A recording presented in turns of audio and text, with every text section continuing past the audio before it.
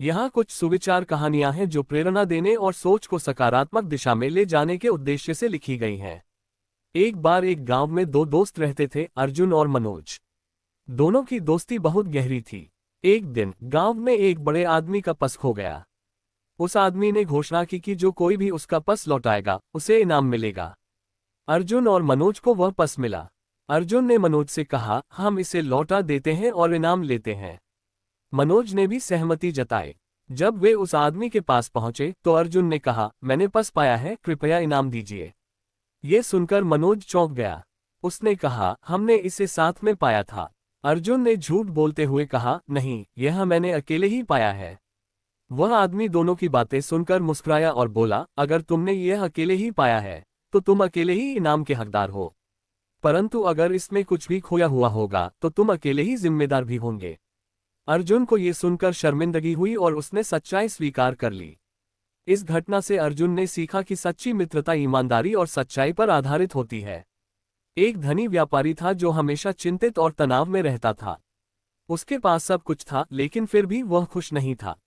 एक दिन वह एक साधु से मिला और अपने दुख की बात बताई।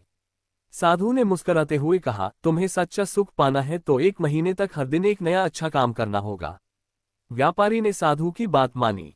उसने हर दिन किसी न किसी की मदद की, किसी भूखे को खाना खिलाया, किसी गरीब को कपड़े दिए और किसी जरूरतमंद को आर्थिक सहायता की। महीने के अंत में व्यापारी को एहसास हुआ कि उसे लोगों की मदद करके अपार खुशी मिल रही है। वह साधु के पास गया और कहा, मैंने सच्चा सुख पा लिया है। साधु ने कहा, सच्चा सुख दूसरों की मदद करने और उनकी खुशी में होता है। धन से खुशियां खरीदी नहीं जा सकती, लेकिन अच्छे कामों से दिल को सुकून और सच्चा सुख मिलता है। एक बार एक गुरु ने अपने शिष्य को एक मिट्टी का घड़ा दिया और कहा, जब भी तुम गुस्सा करो इस घड़े में एक कंकड़ डाल दो। शिष्य ने ऐसा ही किया। कुछ दिनों बाद घड़ा कंकड़ों से भर गया। गुरु ने शिष्य को बुलाया और कहा, अब इस घड़े को देखो, ये गुस्से के कंकड़ों से भर गया है। गुस्सा हमारे मन को भी ऐसे ही भर देता है जैसे इस घड़े को कंकड़ों ने भर दिया। इसे खाली करने के लिए हमें माफी और समझदारी से काम लेना चाहिए। शिष्य ने समझा कि गुस्सा करने से सिर्फ मन का बोझ बढ़ता है। उसने अपनी गलती मानी और माफी मांगी। गुरु ने कहा, गुस्सा और कड़वाहट मन के बोझ को बढ़ाते हैं, लेकिन माफी और समझदारी से दिल हल्का होता है। इन कहानियों से हमें सच्ची मित्रता, सच्चे सुख और गुस्से के दुष्परिणाम के बारे में सीख मिलती है। हमें अपने जीवन में ईमानदारी, माफी और परोपकार की भावना को अपनाना चाहिए। लॉन्ग टाइम किसी गांव में एक बुजुर्ग किसान रहते थे। उनके 3 बेटे थे जो हमेशा आपस में लड़ते रहते थे। किसान ने उन्हें समझाने की कई कोशिशें की लेकिन वे कभी नहीं माने। एक दिन किसान ने अपने बेटों को बुलाया और कहा, मैं तुम्हें एक कहानी सुनाना चाहता हूँ।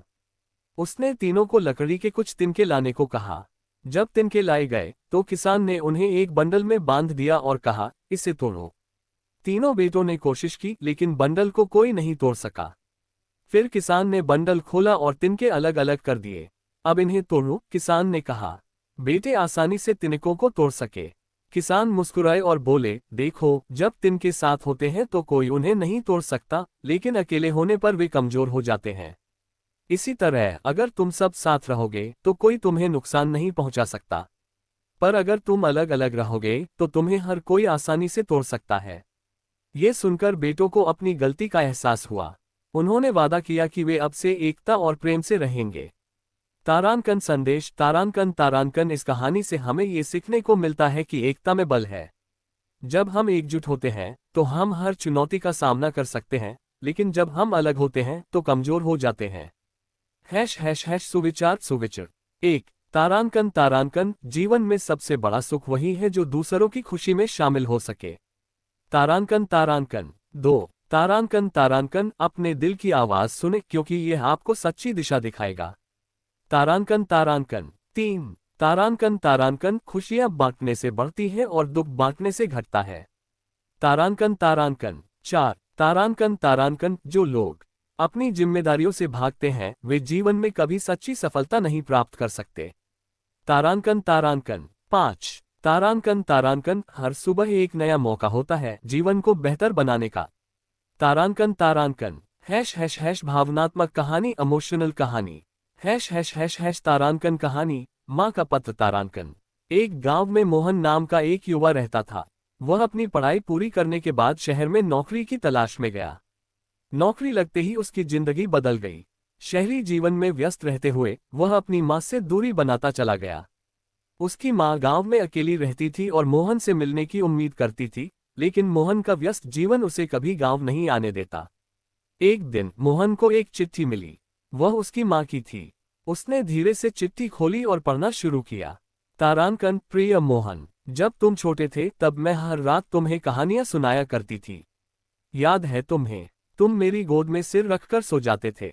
अब तुम बड़े हो गए हो और मैं जानती हूँ कि तुम्हारी जिम्मेदारियां बढ़ गई हैं। लेकिन बेटा, इस माँ का दिल अब भी तुम्हें हर दिन याद करता है। मैं जानती हूँ कि तुम मुझे भूल गए हो, लेकिन मैं तुम्हारी सफलता और खुशियों की कामना करती हूँ। ये चिट्ठी बस ये कहने के लिए है कि तुम जहां भी हो खुश रहो और अपने जीवन में सफल हो। मैं यहाँ गांव में ठीक हूँ। तुम्हारी चिंता मत करना। मोहन की आंखों में आंसू आ गए। उसने तुरंत गांव जाने का फैसला किया। जब वह गांव पहुंचा तो उसकी माँ उसे देखकर मुस्कुरा उठी। मोहन ने अपनी माँ को गले लगाया और कहा, माँ, मैं वादा करता हूँ कि अब मैं आपको कभी अकेला नहीं छोड़ूंगा। इस कहानी से हमें ये सीख मिलती है कि चाहे हम कितने भी व्यस्त हो जाएं, अपने परिवार के साथ समय बिताना और उनका ख्याल रखना हमारा कर्तव्य है। परिवार ही वह जगह है जहां हमें सच्ची खुशी और शांति मिलती है। बहुत खूबसूरत है, पूरी कहानी बताऊंगी, लेकिन उससे पहले आपसे निवेदन करती हूं कि हमारे चैनल को सब्सक्राइब जरूर कर दें, क्योंकि घंटों लग जाते हैं वीडियो को बनाने में। वीडियो तो आप जैसे प्यारे दोस्तों के लिए ही तो बनाते हैं। प्लीज